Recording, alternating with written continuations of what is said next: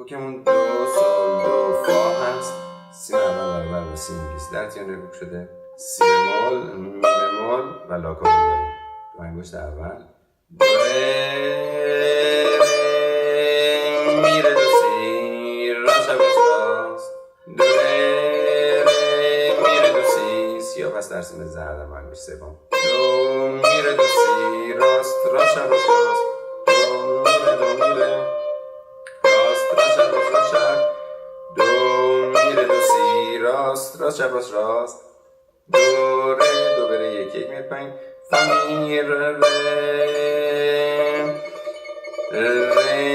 ره می یک یک میاد پایین فا سول می سول ره انگشت اول ره فا دو انگشت اول دو می دو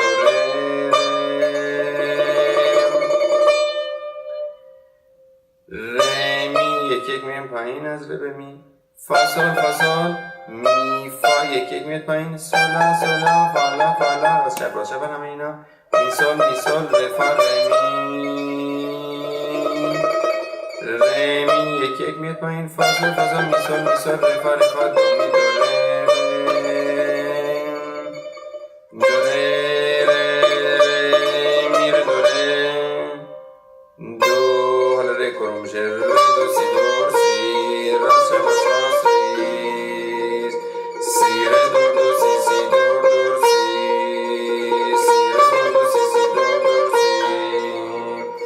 سی ره دور سی چپ راست ره دور سی چپ راست را انجام کرونا ره به کار میشه ره دو می ره فا می ره دو اینا چپ راست ره دو سی چپ راست سی لا اینا همینطور سی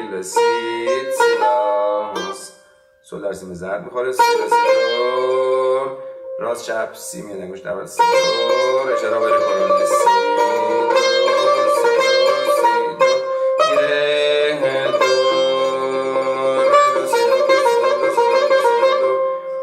راست چپ سی